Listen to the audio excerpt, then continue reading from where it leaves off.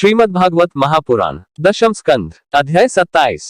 श्री कृष्ण का अभिषेक। श्री सुखदेव जी कहते हैं, परीक्षित, जब भगवान श्री कृष्ण ने गिरिराज गोवर्धन को धारण करके मूसलधार वर्षा से व्रज को बचा लिया, तब उनके पास गोलोक से कामधेनु और स्वर्ग से देवराज इंद्र आए। भगवान का तिरस्कार करने के कारण इंद्र बहुत ही लज्जित थे, इसलिए उन्होंने एकांत स्थान में भगवान के पास जाकर अपने सूर्य के समान तेजस्वी मुकुट से उनके चरणों का स्पर्श किया। परम तेजस्वी भगवान श्री कृष्ण का प्रभाव देख सुनकर इंद्र का यह घमंड जाता रहा कि मैं ही तीनों लोकों का स्वामी हूँ। अब उन्होंने हाथ जोड़कर उनकी स्तुति की। इंद्र ने कहा, भगवान, आपका स्वरूप परम शांत, ज्ञान में रजोगुण तथा तमोगुण से रहित एवं विशुद्ध अप्राकृत सत्व में है। यह गुणों के प्रवाह रूप से प्रतीत होने वाला प्रपंच केवल माया में है, क्योंकि आपका स्वरूप न जानने के कारण ही आप में इसकी प्रतीति होती है। जब आपका संबंध अज्ञान और उसके कारण प्रतीत होने वाले देह आदि से है ही नहीं, फिर उन देह आदि की प्राप्ति के कारण तथा उन्हीं से होने वाले लोभ क्रोध आदि दोष तो आप में हो ही कैसे सकते हैं।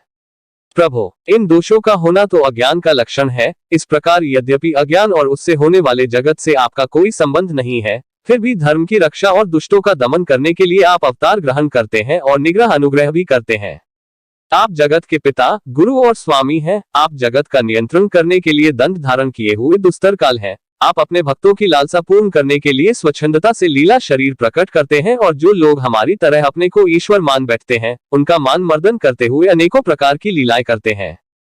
प्रभो, जो मेरे जैसे अज्ञानी और अपने को जगत का ईश्वर मानने वाले हैं, वे जब देखते हैं कि बड़े बड़े भय के अवसरों पर भी आप निर्भय रहते हैं, तब वे अपना घमंड छोड़ देते हैं और गर्वरहित होकर संत पुरुषों के द्वारा सेवित भक्ति मार्ग का आश्रय लेकर आपका भजन करते हैं। प्रभो, आपकी एक एक चेष्टा दुष्टों के लिए दंड विधान है। प्रभो, मैंने ऐश्वर्य के मद से चूर होकर आपका अपराध किया है, क्योंकि मैं आपकी शक्ति और प्रभाव के संबंध में बिल्कुल अनजान था। परमेश्वर, आप कृपा करके मुझ मूर्ख अपराधी का यह अपराध क्षमा करे और ऐसी कृपा करे कि मुझे फिर कभी ऐसे दुष्ट अज्ञान का शिकार न होना पड़े। स्वयं प्रकाश इंद्रियातीत परमात्मन, आपका यह अवतार इसलिए हुआ है कि जो असुर सेनापति केवल अपना पेट पालने में ही लग रहे हैं और पृथ्वी के लिए बड़े भारी भार के कारण बन रहे हैं, उनका वध करके उन्हें मोक्ष दिया जाए, और जो आपके चरणों के सेवक हैं, आज्ञाकारी भक्तजन हैं, उनका अभ्युदय हो, उनकी रक्षा हो। भगवान, मैं आपको नमस्कार करता हूँ। आप सर्वांतर्यामी पुरुषोत्तम तथा सर्वात्मा वासुदेव हैं। आप यदुवंशियों के एकमात्र स्वामी, भक्तवत्सल एवं सबके चित्त को आकर्षित करने वाले हैं। मैं आपको बार बार नमस्कार करता हूँ।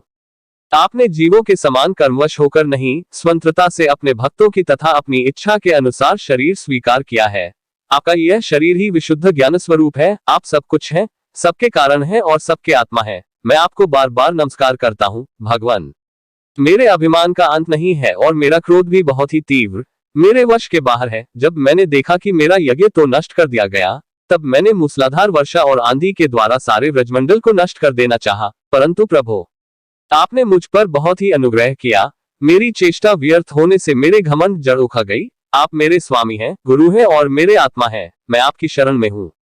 श्री सुखदेव जी कहते हैं, परीक्षित, जब देवराज इंद्र ने भगवान श्री कृष्ण की इस प्रकार स्तुति की, तब उन्होंने हंसते हुए मेघ के समान गंभीर वाणी से इंद्र को संबोधन करके कहा।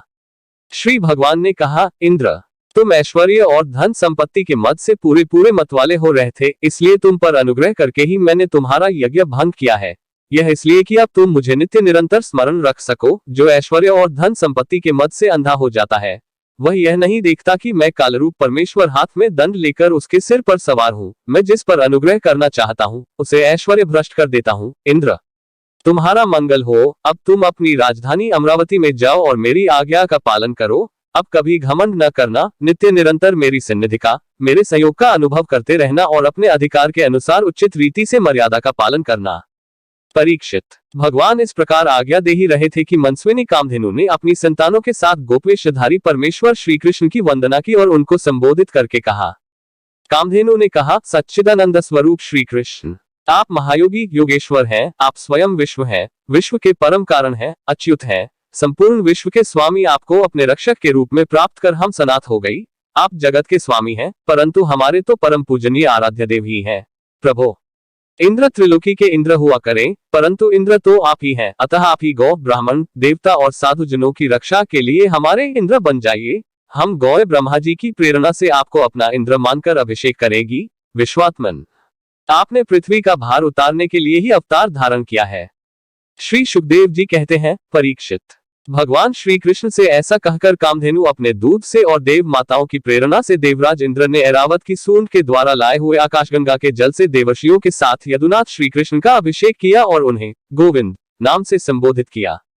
उस समय वहां नारद, तुम्बुरु आदि गंधर्व, विद्याधर, सिद्ध और चरण पहले से ही आ गए थे। वे समस्त संसार के पाप ताप को मिटा देने वाले भगवान के लोकमला पर यशगान करने लगे और अप्सराएं आनंद से भरकर नृत्य करने लगी। मुख्य देवता भगवान की स्तुति करके उन पर नंदन वन के दिव्य पुष्पों की वर्षा करने लगे। तीनों लोकों में परमानंद की बाढ़ आ गई और गौओं के स्तनों से आप इतना दूध गिरा कि पृथ्वी गीली हो गई। वृक्षों से मधुधारा बहने लगी। बिना जोते बोए पृथ्वी में अनेकों प्रकार की औषधियां, अन्न पैदा हो गए। पर्वतों में छिपे हुए मणि माणिक्य स्वयं ही बाहर निकल आए। परीक्षित, श्री कृष्ण का अभिषेक होने पर जो जीव स्वभाव से ही क्रूर हैं, वे भी वैरहीन हो गए। उसमें भी परस्पर मित्रता हो गई। इंद्र ने इस प्रकार गौ और गोकुल के स्वामी श्री गोविंद का अभिषेक किया और उनसे अनुमति प्राप्त होने पर देवता, गंधर्व आदि के साथ स्वर्ग की यात्रा की।